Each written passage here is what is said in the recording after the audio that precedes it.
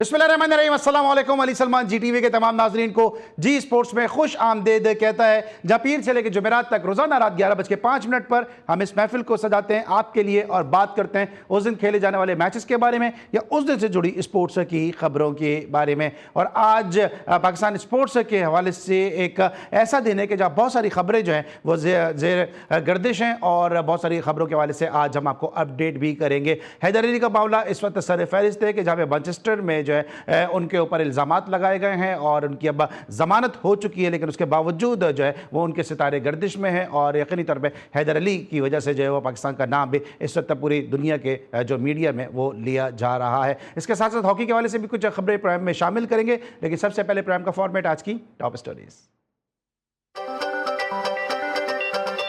पाकिस्तान और West Indies के दरमियान पहला वनडे मैच कल खेला जाएगा। कौमी वनडे स्क्वाड का ब्रायन लारा क्रिकेट स्टेडियम में ट्रेनिंग सेशन, कोचेस के जेर निगरानी खिलाड़ियों ने नेट प्रैक्टिस में हिस्सा लिया। पाकिस्तान टीम इस सीरीज में अच्छी कारकर्दगी का मुजाहरा करेगी। तमाम खिलाड़ी अपनी बेहतरीन सलाहियतें दिखाने के लिए तैयार हैं। T20 सीरीज की जीत का मोमेंटम बरकरार रखने की कोशिश करेंगे मोहम्मद रिजवान। पाकिस्तान के खिलाफ सीरीज चैलेंजिंग होगी। वर्ल्ड कप के लिए क्वालिफाई करना हमारा हदफ है, head coach Darren Sami. Pakistan cricket board ने क्रिकेटर हैदर अली को मुअत्तल कर दिया। हैदर अली मैनचेस्टर पुलिस के एक क्रिमिनल केस में शामिल तफ्तीश हैं। एशिया कप और फिर वर्ल्ड कप करीब आ रहा है। हमें एक सीनियर बैटर की जरूरत है। अगर मेरे पास इख्तियार होता तो बाबर आजम को कौमी T20 टीम में जरूर शामिल करता। वसीम अकरम ने एशिया कप से कबल बाबर आजम की T20 स्क्वाड में वापसी का मुतालबा कर दिया। कौमी विमेंस टीम की कप्तान फातिमा सना को ICC कोड ऑफ कंडक्ट के खिलाफ वर्जी पर वार्निंग। फातिमा सना को कंडक्ट के खिलाफ वर्जी पर एक डीमेरिट पॉइंट दिया गया। पाकिस्तान विमेंस क्रिकेट टीम कल आयरलैंड के खिलाफ दूसरा T20 खेलेगी। खिलाड़ियों की ग्राउंड में भरपूर प्रैक्टिस। हमारी जगह बांग्लादेश को दावत देने का हमें इल्म नहीं। एशिया कप में शिरकत के हवाले से हतमी फैसला नहीं हुआ। एशिया कप के लिए भारत जाने या ना जाने का फैसला हुकूमत को करना है, तारिक बुख्ती। फीफा ने विमेन फुटबॉल की नई आलमी रैंकिंग जारी कर दी। पाकिस्तान विमेन फुटबॉल टीम की आलमी रैंकिंग में 3 दर्जा तरक्की। पाकिस्तान विमेन फुटबॉल टीम 154वें पोजीशन पर आ गई। Under 17 AFC Asian cup 2026 qualifier के ड्रॉज का ऐलान। क्वालिफायर्स में 7 ग्रुप में 38 टीमें हिस्सा लेंगी। Pakistan under 17 football team group B में शामिल। अमेरिका में जारी वर्ल्ड स्कूल चेस चैंपियनशिप खत्म। कौमी टीम चैंपियनशिप में टॉप 10 में जगह ना बना सकी। पंजाब में स्पोर्ट्स फेस्टिवल्स के इनेकाद का फैसला। स्पोर्ट फेस्टिवल्स महकमा तालीम और महकमा खेल के इश्तराक से मुनक़्क़द किए जाएंगे। साबिक़ क्रिकेटर मोहम्मद यूसुफ से कोचिंग की खिदमात ली जाएंगी। जी नाज़रीन, ये थी आज की टॉप स्टोरीज़ और टॉप स्टोरीज़ में आपने तारिक बुख्ती साहब का स्टेटमेंट भी देखा और इसी हवाले से पाकिस्तान हॉकी के मामलात से हवाले से गुफ्तगू करने के लिए इस वीडियो लिंक पे हमें ज्वाइन किया मुश्तबा हसन ने और मुश्तबा से हम बात करेंगे और उनसे जानेंगे कि इस वक्त जो इंडियन मीडिया दावे कर रहा है कि बांग्लादेश ने जो है वो खेलने से मना कर दिया, साथ साथ पाकिस्तान ने भी जो है वो एशिया कप के लिए जाने से मना कर दिया, इन दोनों चीज़ों में कितनी सदाकत है और साथ साथ जो है वो पाकिस्तान हॉकी की जो तैयारियाँ हैं वो किस नहज पर हैं, ये सब जानेंगे मुश्तबा हसन से और मालूम करते हैं कि जनाब इस हवाले से कितनी सदाकत है भारतीय दावों में। जी मुश्तबा, अपडेट कीजिएगा, कितनी सदाकत कितनी सच्चाई है भारतीय मीडिया के और भारतीय जो इंडियन हॉकी फेडरेशन है उनके दावों में। जी सलमान, बिल्कुल आपकी बात से बिल्कुल इत्तेफाक करता हूँ कि भारत का जो प्रोपेगेंडा एक दफ़ा फिर नाकाम हुआ है। बांग्लादेश क्रिकेट ज़राए हॉकी ज़राए से जब हमारी बात हुई, अभी कुछ देर पहले हमारे, क्योंकि मैं कुछ अर्सा पहले बांग्लादेश में सीरीज़ कवर करने गया तो वहाँ पे बांग्लादेश के कुछ सहाफ़ियों से हमारी जब गुफ्तगू हुई आज, तो उन्होंने यही बताया कि बांग्लादेश को इस वक्त तक कोई भी ऑफिशियल जो दावतनामा है वो वसूल नहीं हुआ और भारत की जानिब से ये सिर्फ एक साजिश है, सोची समझी साजिश है, जैसे हमेशा से भारत करता आ रहा है। इस मरतबा भारत अपनी जाल में फंस चुका है, जैसे भारत करता आ रहा था इस दफ़ा सेम वही चीज़ पाकिस्तान ने भारत के खिलाफ कर दी है। अभी तक क्योंकि अब कुछ ही टाइम बाकी है, कुछ ही दिन बाकी हैं एशिया कप हॉकी शुरू होने में, लेकिन पाकिस्तान ने अभी तक बाज़ाब्ता तौर पर ना शिरकत की तस्दीक किया, ना ही तरदीद किया कि वो पाकिस्तान हॉकी टीम को नहीं भेजेगा। अभी भारत इस वक्त कन्फ्यूजन के शिकार है और इस कन्फ्यूजन को उन्होंने दूर करने के लिए अपनी तरफ से एक गेम कह लें, गेम प्लान कह लें या उनको साजिश कह लें कि उन्होंने बांग्लादेश को पाकिस्तान के इनकार से पहले ही ही दावत दे दी है। उन्होंने अपना बैकअप कह लें, उनको बैकअप तैयार करने की कोशिश कर रहे हैं, या ये कह लें कि पाकिस्तान हॉकी टीम को उनके जवाब को जो है वो उनको किसी हद तक ये तसल्ली हो चुकी है कि पाकिस्तान जो हॉकी है वो खेलने नहीं जाएगा। ना सिर्फ ये एशिया कप बल्कि आगे जूनियर वर्ल्ड कप है, उसके हवाले से भी खबरें आ रही हैं कि भारतीय हुकाम है उन्होंने इस बात का तस्दीक किया कि पाकिस्तान हॉकी टीम जो है वो जूनियर वर्ल्ड कप में भी शिरकत नहीं करेगी। इसके अलावा अगर हम बात करें पाकिस्तान हॉकी की, तो पाकिस्तान अपनी एक मुश्किलात में शिकार इस वक्त। एक तरफ राना मुजाहिद साहब का बयान कि पाकिस्तान को जो हॉकी फेडरेशन को जो 70 करोड़ देना है वो डायरेक्ट ना दिए जाएंगे बल्कि खिलाड़ियों को दी जाए। दूसरी जानब एशिया कप का मामला पाकिस्तान के सर पर है। इसके अलावा प्रो लीग में शिरकत का मामला भी पाकिस्तान के सर पर। तो पाकिस्तान हॉकी टीम इस वक्त ऑलरेडी बहुत से तनाज़ात में घिरी हुई है और भारत की जानिब से आज एक और कोशिश की गई कि किसी तरह पाकिस्तान हॉकी टीम से प्रेशर डाला जाए कि अगर वो नहीं आ रहे तो इस बात की कंफर्मेशन कर दीजिए। लेकिन पाकिस्तान हॉकी टीम ने भी, पाकिस्तान बोर्ड ने भी यही फैसला किया कि जैसे भारत एंड टाइम तक बिल्कुल तलवार लटका के रखता है कि हम आएंगे, हम नहीं आएंगे, आएंगे नहीं आएंगे, इसी तरह पाकिस्तान ने भी ये तो आपने हॉकी के हवाले से आगाह कर दिया। लेकिन जरा बताएगा कि इसमें बड़ा एक भौचाल आया हुआ है पाकिस्तान में बिलखुसूस इस हवाले से, क्योंकि पाकिस्तान की शाहीन टीम गई थी इंग्लैंड और वहां पे जो हैदर अली का जो मामला है वो इस वक्त जो है वो टॉक ऑफ द टाउन बना हुआ है। हैदर अली के हवाले से बताइएगा क्या ये मामला है और क्या तफसीलात है इस हवाले से। जी सलमान, बिल्कुल इंतहाई अफसोसनाक वाक़या 2010 के बाद एक मरतबा फिर पाकिस्तान क्रिकेट टीम मुश्किलात के शिकार है। यहाँ पे हैदर अली जो है पाकिस्तान के इस बार मुतनाज़ शिकार हुए हैं। हैदर अली की जो खबर इतलात आ रही हैं बरतानी मीडिया के मुताबिक, किसी की शिकायत पर हैदर अली को ग्रेटर मैनचेस्टर पुलिस ने तहकीकात के हिरासत मिली, उसके बाद तहकीकात के लिए मैनचेस्टर में उनको शिफ्ट कर दिया। और 3 अगस्त का ये वाक़या है जब हैदर अली पाकिस्तान शाहीन टीम के साथ हमरा मैच के दौरान खेल रहे थे। उसके बाद मैच जब ख़त्म हुआ तो उनको ग्राउंड से ही गिरफ्तार कर लिया गया और इब्तदाई इतलात के मुताबिक जो है हैदर अली पर किसी बरतानी मीडिया के मुताबिक किसी लड़की के इल्ज़ाम के बाद उनको हिरासत में लिया गया। सलमान, यहाँ पे आपको वाज़ेह कर दूँ कि पाकिस्तान पुलिस नहीं है बल्कि ये बरतानी की पुलिस है, तो यकीनी तौर पर ठोस शवाहिद और काफ़ी तहकीकात के बाद ही इन पर इल्ज़ामात सामने आए हैं और इसके बाद इन्होंने तहकीकात में शामिल किया गया है। इसके अलावा अगर हम बात करें PCB की, तो PCB ने हैदर अली को तमाम तर क्रिकेट से मुअत्तल कर दिए। इस वक्त उनको किसी भी तरह की क्रिकेट खेलने पर पाबंदी आयद कर दी है, क्योंकि जब तक चीज़ें सामने नहीं आती तहकीकात। मुश्तबा में अपडेट करते हैं इस हवाले से, लेकिन जो ताज़ा वो ये जनाब कि हैदर अली की ज़मानत हो चुकी है। बैरिस्टर मोइन जो है वहाँ पे उनका केस को प्लीट कर रहे हैं और साथ साथ जो पाकिस्तानी सफारत खाना है वो इस हवाले से भरपूर मावनत भी फराहम कर रहा है। लेकिन साथ साथ हैदर अली को ये ताकीद भी की गई है कि जनाब वो अगले 2 हफ्ते के बाद एक दफ़ा फिर जो है वो उनसे जो है वो पूछगछ की जाएगी, उनको एक दफ़ा फिर अगले 2 हफ्ते के बाद जो है वो तलब किया जाएगा। तो ये तफसीलात थी जनाब हैदर अली के मामले के हवाले से। ब्रेक लेके वापस आएंगे। अब तो हमारे साथ मौजूद होंगे पाकिस्तान हॉकी टीम के कोच ताहिर जमान साहब, उनसे जानेंगे कि पाकिस्तान हॉकी टीम की तैयारी है इस वक्त किस नहज पर है। मिलते हैं छोटे से ब्रेक के बाद।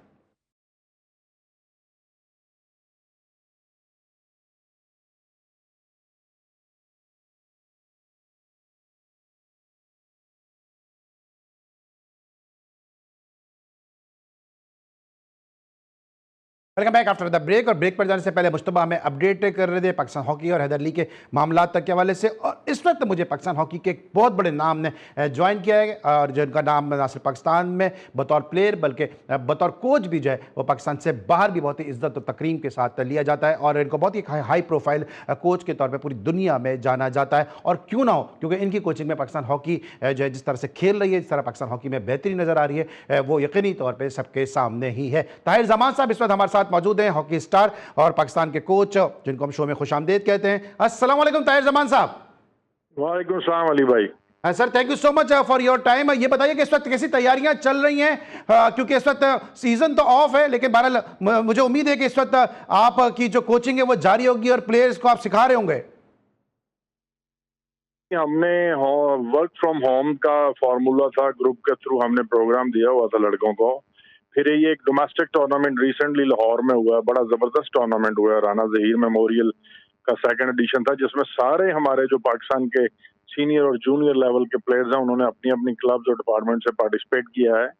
अभी परसों ही उसका फाइनल हुआ है, तो ये अच्छी एक एक्टिविटी हो गई है। अब दोबारा से 1 हफ्ते की उनकी कोई रिकवरी फेज होगा, जब वो रिकवर कर लेंगे तो फिर हम प्लान कर रहे हैं कि 14 अगस्त के बाद दोबारा से सेंट्रलाइज ट्रेनिंग सेशन शुरू करवाया जाए। हम अपनी तैयारियों में हैं और कोशिश कर रहे हैं कि जितना भी लड़कों को प्रैक्टिस में इन रखें, मेंटली तौर पर तैयार रखें, वो हमारे लिए इम्पोर्टेंट है। अच्छा, हॉकी प्रो लीग के हवाले से क्या तफसीलात हैं कि क्या पाकिस्तान को जो है वो उस पर शिरकत कर रही है, नहीं कर रही? क्योंकि जिस तरह से न्यूजीलैंड ने मना किया, पाकिस्तान ने क्वालिफाइंग राउंड के मैचेस खेले थे, ज़बरदस्त परफॉर्मेंस दी, उसका हम सब की तो बतौर पाकिस्तानी ये दुआ है और ख्वाहिश है कि पाकिस्तान प्रो लीग में शिरकत करे। लेकिन आप इस हवाले से और फेडरेशन इस हवाले से क्या सोच रही है? अली भाई, पहले तो आपकी दुआएं और आपकी ख्वाहिशें अल्लाह करे पूरी हो जाएं, हमारी भी, क्योंकि यही ख्वाहिश है और दुआ है कि पाकिस्तान हॉकी टीम जो है वो प्रो लीग में पार्टिसिपेट करे। मैं समझता हूं कि हमें अगर दुनिया में पाकिस्तान की जो हॉकी की लेगेसी है उसको वापस लाना है, टॉप की टीमों में आना है, तो ये जो मुश्किल सफर है, ये जो बम्पी राइड है, इसको हमें ज्वाइन करना पड़ेगा। ये मुश्किल रास्तों से गुजरे बगैर आसानियां नहीं आ सकती, ये एक ऐसी ही मिसाल है। तो प्रो लीग में खेले बगैर हम दुनिया की टॉप टीमों से मुकाबले के ऊपर नहीं आ सकते। ये एक विंडो क्रिएट हुई है और मुझे लगता है कि ये हर लिहाज से, मैं इस वक्त पाकिस्तान हॉकी टीम का हेड कोच हूं, फिर भी मेरी ये कोशिश है और ख्वाहिश है, अगर मैं ना भी होता, कोई और भी कोच होता, तो मैं इसी चीज के ऊपर असरार करता और जोर देता कि पाकिस्तान हॉकी टीम को डेफिनेटली प्रो लीग में जाना चाहिए और खेलना चाहिए।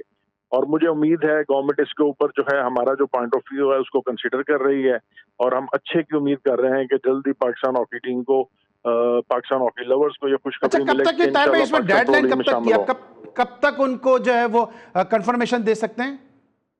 ये 12 अगस्त तक हमारे पास डेडलाइन थी और इनिशियली फेडरेशन जो सोच रही थी कि अगर ये फैसला पहले ही हो जाता है, हमें उम्मीद है तो इंशाल्लाह बहुत अच्छी बात है, अगर नहीं तो फिर शायद इसको मजीद हम टाइम को बढ़ाने के लिए दरखास्त करेंगे। पाकिस्तान हॉकी फेडरेशन के सदर और सेक्रेटरी ऐसा सोच रहे हैं। अच्छा, जाते जाते मुझे ब्रेक पे आना ही बताइएगा कि अब एशिया कप खेलने के लिए पाकिस्तान की हॉकी टीम शायद गवर्नमेंट की जो इजाज़त है उससे उसकी मशरूत है, शायद ना जाएं हम, लेकिन अगर पाकिस्तान हॉकी को अगर टीम को अगर बाहर भारत से खेलने का मौका मिलता है तो क्योंकि पाकिस्तान और भारत के जो मुकाबले हमेशा से लाइमलाइट में रहते हैं, किस हद तक हमारी तैयारी है? क्योंकि हम सबसे हारना पसंद करते हैं, भारत से हारना पसंद नहीं करते। बिल्कुल ऐसा ही सूरत हाल है, लेकिन हम हर लिहाज से तैयार हैं। जैसे मैंने आपके प्रोग्राम के शुरू में जब बताया है कि डोमेस्टिक टूर्नामेंट के बाद अभी एक ब्रेक दी है लड़कों को, वो रिकवरी बड़ी इंपॉर्टेंट होती है क्योंकि आपका एंड्योरेंस लेवल बड़ा नीचे चला जाता है जब आप 5-6 टूर्नामेंट के मैचेस खेलते हैं। तो रिकवरी के बाद दोबारा से हमने 14 अगस्त के बाद सेंट्रलाइज ट्रेनिंग इंशाल्लाह शुरू कर देनी है और इससे पहले भी घरों से काम कर रहे थे लड़के, उनको स्ट्रेंथ एंड कंडीशनिंग का प्रोग्राम भी दिया हुआ था। तो हमने हर लिहाज से अपनी तैयारी रखनी है। बाकी जो भी पाकिस्तान हॉकी फेडरेशन का फैसला होगा, गवर्नमेंट ऑफ पाकिस्तान का फैसला होगा, हम उसके साथ चलेंगे इंशाल्लाह। लेकिन हर लिहाज से हम तैयार हैं, अगर कहीं भी खेलने का मौका मिलता है तो हम तैयार हैं उसके लिए। Thank you so much Tahir Zaman साहब। इसी तरह से उनका नाम इस तरह खेलते हुए रोशन करते थे अपनी उम्दा ड्रिलिंग के जरिए, डॉजिंग के जरिए, स्पीड के जरिए, अपनी स्किल्स के जरिए, महारत के जरिए। इसी तरह पाकिस्तान का नाम अपनी कोचिंग के जरिए भी जो है वो बुलंद करते रहिए। पाकिस्तान का सब जलाली परचम जो है वो बुलंद करते रहे, पाकिस्तान का नाम जो है वो रोशन करते रहिए। इस वक्त हम लेंगे ब्रेक और जब ब्रेक के बाद वापस आएंगे तो हमारे साथ मौजूद होंगे टेस्ट क्रिकेटर आमिर नज़ीर। और आमिर नज़ीर क्यों होंगे हमारे साथ आज के शो में, ये हम आपको बताएंगे एक छोटे से ब्रेक के बाद। Welcome back after the break. और ब्रेक पर जाने से पहले ताहिर जमान साहब हमारे साथ मौजूद थे और अब हमें ज्वाइन करेंगे पाकिस्तान के फॉर्मर टेस्ट क्रिकेटर आमिर नज़ीर साहब। उनसे हम बात करेंगे पाकिस्तान और वेस्ट इंडीज़ के दरमियान अपकमिंग जो कल से जो सीरीज़ का आगाज़ हो रहा है, जिसमें वनडे सीरीज़ खेली जाएगी। लेकिन पाकिस्तान और वेस्ट इंडीज़ के दरमियान अब तक कितने मैचेस खेले गए उस पर पहले एक निगाह डालते हैं कि पाकिस्तान और वेस्ट इंडीज़ के दरमियान मजमूई तौर पर अब तक जो मैचेस खेले गए उनकी तफसील आपके सामने स्क्रीन पर कि 137 मैचेस अब तक दोनों टीमों के दरमियान वनडे इंटरनेशनल में खेले गए। 63 में पाकिस्तान ने कामयाबी हासिल की, 71 में वेस्ट इंडीज़ को फतह हासिल हुई और 3 मैचेस जो है वो टाई पर खत्म हुए। तो ये हेड टू हेड है पाकिस्तान और वेस्ट इंडीज़ की टीमों के दरमियान। 1977 में पाकिस्तान वेस्ट इंडीज़ के दरमियान जो है वो सॉइल पे पहला मैच खेला था, लेकिन जनाब पाकिस्तान को पहली फतह हासिल करते करते कई साल बीत गए। आज हमारे साथ आमिर नज़ीर साहब शो में मौजूद हैं, उनको हम शो में खुशामदीद कहते हैं। अस्सलाम वालेकुम आमिर नज़ीर साहब, कैसे हैं आप? वालेकुम सलाम अली भाई, मैं ठीक ठाक, आप ठीक ठाक है? स्मार्ट हो गए आप? मैं बिल्कुल ठीक ठाक हूं। आपका हुस्न नजर है सर। आप आज हमारे शो में मौजूद हैं, लेकिन शायद आपको भी नहीं पता होगा कि आज हमने आपको अपने शो में क्यों मदऊ किया है, क्योंकि हमारे शो में जो भी कोई गेस्ट होते हैं तो उसकी कोई ना कोई उस दिन के हवाले से जो है कोई ना कोई याद होती है, कोई ना कोई स्पेशलिटी होती है जिसकी वजह से हम अपने शो में उनको मदऊ करते हैं। आज हम आपको इसलिए अपने शो में मदऊ कर रहे हैं कि कल पाकिस्तान और वेस्टइंडीज की टीमों के दरमियान ब्रायन लारा क्रिकेट स्टेडियम में मैच खेला जाएगा। और आमिर नजीर साहब वो शख्सियत है कि पाकिस्तान ने 1977 में पहली मरतबा वेस्टइंडीज में वनडे मैच खेला, लेकिन पहली फतह हासिल करते करते पाकिस्तान 1993 तक जा पहुंचा और 27 मार्च 1993 को पाकिस्तान ने वेस्टइंडीज के खिलाफ पहली मरतबा कि उनकी सरजमीन पे वनडे इंटरनेशनल में कामयाबी हासिल की। गुज़िश्ता 7 मैचेस में पाकिस्तान को शिकस्त हुई थी और जो 8वां मैच वेस्टइंडीज सॉइल पर खेला गया जिसमें आमिर नजीर साहब खेले और वो नदीम खान का डेब्यू वनडे इंटरनेशनल मैच था, वहां पे पाकिस्तान ने कामयाबी हासिल की और हमारे बहुत ही अपने आमिर नजीर साहब ने, जहां ब्रायन लारा स्टेडियम में कल मैच खेला जाएगा, ब्रायन लारा की विकेट हासिल की, डेस्मंड हेंस को आउट किया। इसलिए आज आमिर नजीर साहब हमारे साथ मौजूद हैं। तो आमिर भाई, ये चीज याद थी आपको? अली भाई बहुत शुक्रिया आपकी मोहब्बत का, जैसे आप मेरा तारुफ कराते हैं, जिस तरह मुझे अपने प्रोग्राम में बुलाते हैं, आपकी बहुत मेहरबानी। आपका टीम का भी शुक्रिया। देखिए भाई, बात जब 1994 में क्रिकेट का माहौल और था, उनके बड़े नाम थे, जैसे आपने कहा Lara, Richardson, Carl Hooper, Ambrose, Courtney Walsh, ठीक है, डेस्मंड हेन, लोगी, ये वो न थे। आजकल के बच्चे भी उनके पास खड़े होना तो उठे भाग जाएंगे। यानी कि वो क्रिकेट थी भाईजान। उस वक्त हमारा वसीम भाई, वकील, मुशी भाई, हम सब इस तरह के, हमारी बहुत तगड़ी टीम थी। मगर वेस्ट इंडीज खेलना और वहां पे सीरीज जीतना, ये बहुत बड़ी क्षण थी। यंगस्टर जो वहां पे बॉलिंग हुई के सामने, और अल्लाह पाक ने मुझे उस मैच में ट्रिनिडाद में डेब्यू हुआ था वनडे का, क्योंकि जमीका पहले आगे भाई अनफिट हो गया था, खेला था ट्रिनिडाद में। मेरे पहली मैच में हैट्रिक हो गई थी, जलाल मैं देख सकता था, मगर वो हालांकि मगर जो अभी हमारी टीम जो रिसेंटली पाकिस्तान गई है, अब वो पिचेस का म्यार नहीं है, अब वो फास्ट बॉलिंग नहीं है, वहां पे अब ऐसे बैट नहीं है। पता है कि एक ओवर में वेस्ट काली आंधी के नाम से होती थी, मगर अब जो वेस्ट इंडीज टीम है वो बिखरी हुई है। वो एक गुलदस्ता बंदा होता है ना, वो बिखरा हुआ एक गुलदस्ता है। मगर ये है कि मुझे वेस्ट इंडीज की क्रिकेट को इतना अरूज था, वो वहां कैसे डिक्लाइन पे गई। बहरहाल हमारी टीम अब वहां पे गई हुई है, मेरी बेस्ट विशेष है जी उसके लिए। अब देखते हैं कि ब्रायन लारा जो स्टेडियम है वहां पे पिचेस कैसी हैं और हमारी टीम कैसे परफॉर्म करती है। लेट्स सी टुमारो इंशाल्लाह। बिल्कुल। और ये दोनों टीमों के लिए आमिर भाई, ये जो सीरीज़ है बड़ी इंपॉर्टेंट ये सीरीज़ है, क्योंकि पाकिस्तान आपको मालूम है कि इस वक्त जो है उतनी अच्छी क्रिकेट नहीं खेल रहा, क्योंकि हम जीत जरूर रहे हैं, लेकिन ये पाकिस्तान का ब्रांड नहीं है, पाकिस्तान का स्टैंडर्ड नहीं है, पाकिस्तान का मेयार नहीं है। दूसरी तरफ एक बड़ी हैरत की बात है कि सीरीज़ एक ऐसी सीरीज़ खेली जा रही है कि जिसमें हमारी टीम का जो कोच है वो फॉरेन है, माइक हैसन, जबकि वेस्ट इंडीज़ की टीम का जो कोच है वो पाकिस्तानी है, डैरन सैमी, जिसको हमने पाकिस्तान की नेशनलिटी दी हुई है। तो क्या आपको लगता है कि डैरन सैमी ने कहा है कि जनाब हमारे लिए बड़ी इंपॉर्टेंट ये सीरीज है, क्योंकि अगर इस सीरीज में वेस्ट इंडीज अच्छा परफॉर्म नहीं करता, उसके रैंकिंग पॉइंट कम हो जाएंगे और फिर से क्वालिफाइंग राउंड के मैचेस खेलने पड़ेंगे अगले वर्ल्ड कप के लिए क्वालिफाई करने के लिए, तो कितनी इंपॉर्टेंट है वेस्ट इंडीज के तनाजुर में पहले बताइएगा, फिर मैं पाकिस्तान के पर्सपेक्टिव से बात करूंगा। देखिए भाई, बात है पाकिस्तान की हर सीरीज इंपॉर्टेंट है। मैं क्यों वेस्ट इंडीज की इंपॉर्टेंट ना कहूं, मैं क्यों बांग्लादेश का हारे, हमारे लिए हर चीज जैसा, लेकिन 9वीं पोजीशन में हम स्टैंड कर रहे हैं T20 के अंदर, इसमें भी हम इतने नंबर होना चाह रहा है। ये अगर हमने अपनी रैंकिंग करनी है, कोई महान ओलंपिक्स में हमारा एक रोला पड़ा हुआ जी, जो टॉप 6 टीम होंगी। देखिए उन्होंने बैक टू बैक वहां पे डिफीट मिली है। ऑस्ट्रेलिया हार, हालांकि ऑस्ट्रेलिया के खिलाफ उनकी बड़ी परफॉर्मेंस थी, 200 वो करवा लेते थे। माइक सन है कोच है, उसने T20 का एक सीरीज तो जिता दी है। अब ये है कि वनडे में बाबर, नसीम शाह, रिजवान की वापसी, ये देखते हैं ये कैसे उनसे काम। दोनों टीमों की ज्यादा इंपॉर्टेंट है, मगर पाकिस्तान के लिए बहुत जरूरी है कि एशिया कप आने से पहले अच्छा कॉम्बिनेशन बन जाए, हमारी टीम एक अच्छा फ्रेमवर्क में टीम का वो जो का कमीशन है वो लॉट में आके फतवा आ सके। आप क्या समझते हैं कि बाबर आजम के लिए सीरीज कितनी इंपॉर्टेंट है, क्योंकि बाबर आजम के लिए कहा जा रहा है कि उनको एशिया कप में शामिल किया जाएगा, T20 स्क्वाड में उनको फखर जमान की जगह शामिल किया जा सकता है, तो क्या बाबर आजम अपने गेरस तब्दील करते हुए नजर आएंगे? और खबरें ये भी आ रही हैं कि शायद वो इनिंग का आगाज करें और अब्दुल्ला शफीक नंबर 3 पे खेलें। यार देखो अली भाई, इसमें कोई डाउट नहीं है, हम बाबर उसने बड़ा परफॉर्म किया हुआ, हमारा कप्तान भी रहा है, उसने बड़े 100 भी बड़े और भी ब्रेक किया, इसमें कोई दुआई नहीं। देखे, थोड़ी माफी चाहता हूँ, आपने उसको T20 से किया ना। अब मैं टू बी ऑनेस्ट सच्ची बात बताऊंगा, क्योंकि मैं क्रिकेटर हूं, मैं वो दिखने वाली बात नहीं करूंगा, क्योंकि आप भी माशाल्लाह बड़े समझे सुलझे हुए आप एंकर है, मुझे एक में तो पकड़ लेंगे। अगर बाबर आजम की T20 में जगह अभी नहीं बनती तो नहीं बननी चाहिए। क्यों नहीं बनेंगे? अगर फिट हो जाता है तो आप देखें, आपके पास फरहान है, हसन नवाज है, ठीक है, फिर वो जनाब फरजमान है, ये 4 से प्लेयर हैं जो T20 में तबाहकुन आपको ना ये करके दे सकते हैं। अगर तो बाबर आजम, आज वसीम भाई ने कहा जिसको वन डाउन में खिलाया जाए, बात वो वन डाउन में क्या खेलता है? जब आपके पास लॉर्ड में 4 ऐसे प्लेयर हैं, 5 आपका वो सलमान अली आ गया है, आपके तो जगह नहीं बनती। मसला ये है कि अगर हम एक टीम को करना रहे हैं तमाम यंग के साथ, तो फिर हमें उसकी जगह पे उसको मोहम्मद को लेना चाहिए, फिर तो हमें इरफान खान नियाजी को लेना चाहिए, हमें शाम हुसैन को लेना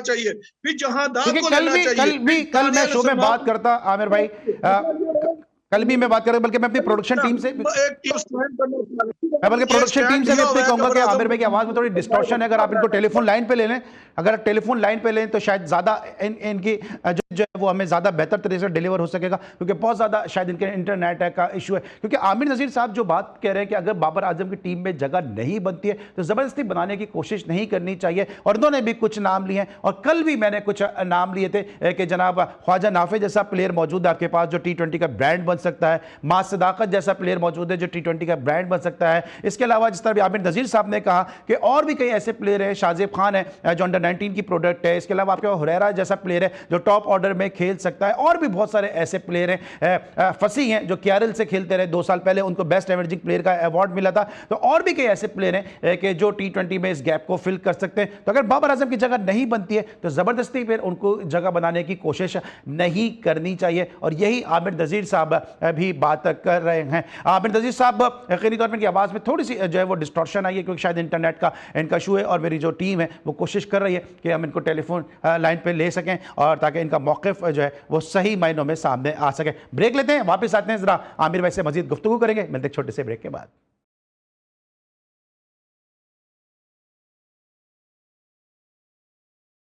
welcome back after the break. Aamir Nazir sahab हमने हमें ज्वाइन किया। आमिर भाई, आप गुफ्तगू कर रहे थे, वो आपकी आवाज सही पहुंच नहीं पा रही थी, और आपका मौक़िफ़ जो मुझ तक ये पहुंचा वो ये था कि बाबर को जबरदस्ती टीम में शामिल नहीं करना चाहिए। क्या यही बात कह रहे थे आप? देखिए, जबरदस्ती की बात नहीं करी, लेकिन बाबर आजम ऑलवेज टीम का हिस्सा है, वो चाहे तीनों फॉर्मेट का वो फर्स्ट चॉइस है। मगर जो हम एक टीम को बिल्ड करना चाह रहे हैं, हम यंगस्टरों को आगे लेके आना चाह रहे हैं, जैसे साहब फरहान ने 3 मैचेस खेले हैं, तीनों में उसने 50 करके तीनों मैच जीते हैं। हसन नवाज है आपके पास, फिर फहर जमान है, फिर साइम अयूब है, 4 नंबर T20 में भजन एक ही चर्चा कभी होता है। अगर ये 4-5 ने नहीं करना तो फिर हमें 11 का क्या फायदा है? लेकिन अगर फखर नहीं है आमिर भाई, अगर आमिर नजीर साहब अगर फखर नहीं है तो फिर उनकी जगह आप किसको समझेंगे कि बाबर आजम की जगह होना चाहिए? क्योंकि फखर की जगह तो बाबर की बात की जा रही है। नहीं, फहर के बाबर अगर भी नईम का है जो PSL में फॉर्म किया, यंग लड़का है, उसको पता तो नहीं स्पार्किंग नहीं खेल सकता है। हसन नवाज टाइप का वो प्लेयर है, सादा फरहान जैसा है। फिर आपके पास जनाब अभी आप नाफे की बात कर रहे हैं, नाफे है, फिर उसके बाद इरफान खान नियाजी है, पाकिस्तान क्रिकेट उसमें इतना इन्वेस्ट कर चुका है, बहुत ब्रिलियंट फील्डर है, वो एक अच्छा बैटर है, अच्छे नंबरों का, और 4-5 बैट्समैनों ने T20 में काम करता है। भाई ये सारी टीम के लड़के नहीं करते, जो बॉलिंग का शोभा बॉलिंग का काम करे, जो 5 नंबर तक बैटिंग करे, ये नहीं सकती, तो हमें किसी की जरूरत नहीं है। बहरहाल देखें, बाबर आजम ब्रांड है, बाबर आजम नाम है, उसमें तो कोई शक नहीं है ना कि वो एक ब्रांड है। लेकिन जरा मुझे ये बताइएगा कि वसीम अकरम साहब का जो स्टेटमेंट आया कि अगर मेरे इख्तियार में होता तो बाबर आजम को T20 की टीम में शामिल करता और वर्ल्ड कप के स्क्वाड का हिस्सा बनाता। आपको याद होगा ये वही वसीम अकरम साहब हैं कि जब ये प्रेसिडेंट थे कराची किंग के तो 10 में से 9 मैच कराची किंग हारी थी, और बिलाखिर इनको बाउंड्री लाइन पे जाके बाबर आजम को समझाना पड़ा था, और एक मैच जो जीते थे वो भी मीर हमजा की उम्दा बॉलिंग की वजह से जीते थे। उसके बावजूद भी आप समझते हैं कि वसीम अकरम साहब का स्टेटमेंट सही है कि बाबर आजम को T20 की टीम का हिस्सा होना चाहिए? यार देखिए, वसीम भाई मेरे बड़े भाइयों की तरह है, उनकी मैं ऑलवेज रिस्पेक्ट करता हूँ। उनका अपना पॉइंट ऑफ व्यू है, जो हालात है वो कह रहे हैं जी बाबर आजम कि आपके पास और चॉइस है क्या? अब वो बाबर आजम तो वो ब्रांड है ना, वो उसको कहते हैं यार ये स्ट्राइक 120 सीज वाला है। अब लोग कहते हैं जी हमें 200 स्ट्राइक रेट वाले लड़के चाहिए, तो आप उसको लुक फॉरवर्ड करें ना। अब ये बाबर के लिए बड़ा अच्छा मौका कल के लिए, 3 मैच है ना, 3 मैचों में 2 स्लो कर दे, सबके मुंह बंद कर अच्छा आमिर देगा। भाई, आप ये समझते हैं कि मुझ जैसे लोग या किसी हद तक, अगर आप बुरा नहीं माने तो आप जैसे लोग जितनी भी परफॉर्मेंस दे दें, कुछ लोग जो हैं वो ब्रांड वैल्यू पे क्रिकेट खेलते रहे, पूरे पूरे कैरियर उनके सिर्फ शक्ल सूरत पे ही रहे? तो बस ये आपने बात का खुद ही जवाब दे दिया, मैं इसमें कुछ नहीं कह सकता अली भाई। नहीं, आपने तो उस दौर में टीम को रिप्रेजेंट किया है ना, कि परफॉर्मेंस के बगैर भी जो है वो सिर्फ शक्ल सूरत पे खेलते रहे। बस मैं इसमें कोई जवाब नहीं दूंगा, आपने जवाब दे दिया। अच्छा ठीक है, सही है। सलमान आगा की कप्तानी को किस तरह से देखते हैं कि सलमान आगा को लोग कह रहे हैं कि जी अपने आप को बहुत पीछे वो कर रहे हैं और बतौर कप्तान उनको अपने आप को इवॉल्व करने की जरूरत है, अपना नंबर उनको नहीं छोड़ना चाहिए, सरफराज वाली गलती नहीं करनी चाहिए? ये मैं आपकी बात से इत्तेफाक करता हूँ, इसका मैं जवाब दूंगा। बिल्कुल सही कहा, अगर सलमान अली आगा नंबर 4 या 5 के अपने आप को फिक्स नहीं करा, अपने से पहले नमाज को भेज देता, अपने आप से फहीम अशरफ को भेज देता, अपने आप से पहले जनाब वो हारिस को भेज देता, वेरी सलमान आगा किधर है? वो 8वें 9वें नंबर का प्लेयर तो नहीं है। सलमान आगा ने काफी अच्छी इनिंग्सें खेली है, उसने 50 भी करना तो बैटिंग भी करनी आती है, मगर नंबर तो फिक्स करो ना भाई। हमें तो पता हो कि सलमान आगा का 5वें नंबर पे आना है। अब कभी फहीम आ रहा है, कभी वो हारिस आ रहा है, कभी वो नवाज आ रहा है, कभी वही आ रहा है, इस तरह नहीं होता। आपको एक नंबर जस्टिफाई करना पड़ेगा। अली भाई ये मेरी बात सुने, ये 4 अगर साइम अयूब, फहर जमान, हसन नवाज और ये फहर, ये शाहजहां फरहान, ये 4 प्लेयर आपके T20 के बहुत है, बता दूं। 5वां नंबर सलमान अली आगा, फहीम अशरफ है। मैं और नीचे किसी से बैटिंग नहीं चाहता। ये अगर ये 5 नहीं ना करके दे सकते, अगर ये 5 20 ओवर नहीं खेल सकते, तो फिर बहुत बड़ा क्वेश्चन मार्क है। ठीक है। अच्छा दूसरी तरफ आप, चूंकि आपके साथ भी कैरियर में कई मरतबा ऐसा हुआ कि परफॉर्मेंस देने के बाद आपको बाहर कर दिया गया, ये सलमान मिर्जा को जो बाहर किया गया, बांग्लादेश में उन्होंने इतनी बुरी बॉलिंग नहीं की, काफी बेहतर बॉलर रहे, उसके बाद इस सीरीज में उनको ड्रॉप कर दिया गया, तो इस तरह फिर प्लेयर आप कैसे डेवलप करेंगे? नहीं, बात देखिए उसको बाहर नहीं किया गया। देखिए ये पहले टीम में अनाउंस हो चुकी थी, हालांकि उसको एज ए 16 मेंबर उसको टीम में रखना चाहिए था। उसने अच्छी बॉलिंग की है। अब देखिए ना, अभी यूए में T20 सीरीज आने वाली है ना, अब उसके अंदर मौका दे दें, वो कंटिन्यू टीम में वो रहेगा, वो खेलेगा, वो सीखेगा। जैसे शहनशाह अफरीदी की जगह पे आप उसको टीम में रखे, उसने परफॉर्म भी किया, उसने शो भी कर दिया। मगर ये मैं नहीं ये कहता कि अभी वो आ गया, अभी हमें इतनी उम्मीदें भी लगानी चाहिए कि यार ये आएगा तो हमें ढा करके हर मैच जिता देगा, नहीं होता। ये क्रिकेट है, हो सकता है इसको मार भी पड़ जाए, फिर आप कहेंगे यार टीम ये क्या हुआ, ये कहां से आ गया। इस तरह ही है, थोड़ा इन बच्चों को टाइम देना पड़ेगा। ठीक है, कल के मैच में क्या लग रहा है कि पाकिस्तान के क्या चांसेस हैं, क्या इम्कान हैं? पाकिस्तान को पहले बैटिंग करनी चाहिए या चेस में पाकिस्तान को जाना चाहिए?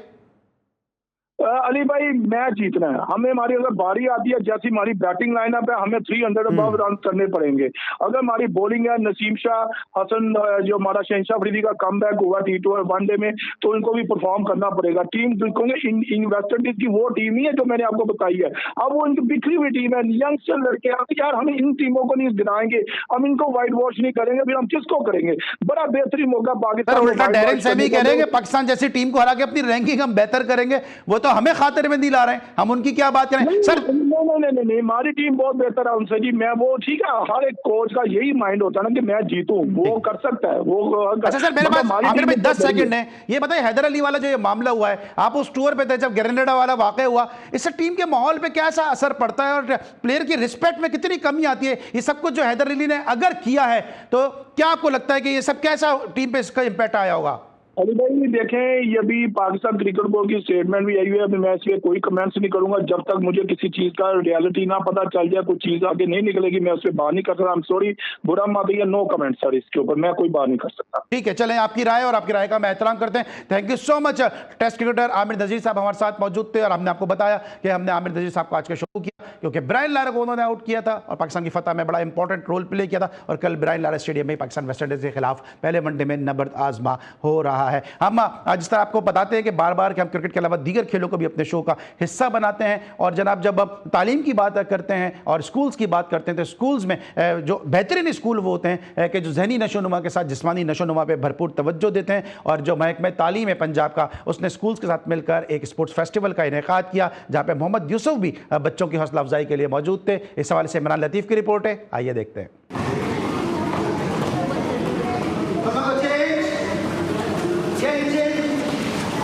तालीमी इदारों में खेलों के फरोग, ग्राउंड्स की बहाली के लिए तालीम व खेल के महकमे मिलकर काम करेंगे, जिसके तहत मुश्तरका स्पोर्ट्स फेस्टिवल का इनेकाद होगा और साबिक क्रिकेटर मोहम्मद यूसुफ से कोचिंग की खिदमात ली जाएंगी और मिलकर क्रिकेट समेत मुख्तलिफ शोबों में गाँव, तहसील और जिला की सतह पर खिलाड़ी अपनी सलाहियतें दिखा सकेंगे। वजीर तालीम राना सिकंदर और वजीर खेल का यौम आज़ादी की मुनासबत से खसूसी स्पोर्ट्स सरगर्मियों के इनेकाद का भी फैसला। स्कूलों और कॉलेजों में बंजर मैदानों को खेलों के लिए कारआमद बनाने पर इत्तफाक। सूबों में 1000 स्पोर्ट्स अकेडमियां बनाई जाएंगी, जहां क्रिकेट, हॉकी और दीगर खेलों को फरोग दिया जाएगा। सूबाई वज़रा का कहना था अब नौजवानों को शाम के औकात में भी तालीमी इदारों के ग्राउंड्स की इस्तेमाल की सहूलियात मिल सकेंगी। नौजवानों को इंग्लैंड में ट्रेनिंग और काउंटी खेलने का मौका भी मिलेगा। इमरान लतीफ़, GTV न्यूज़, लाहौर।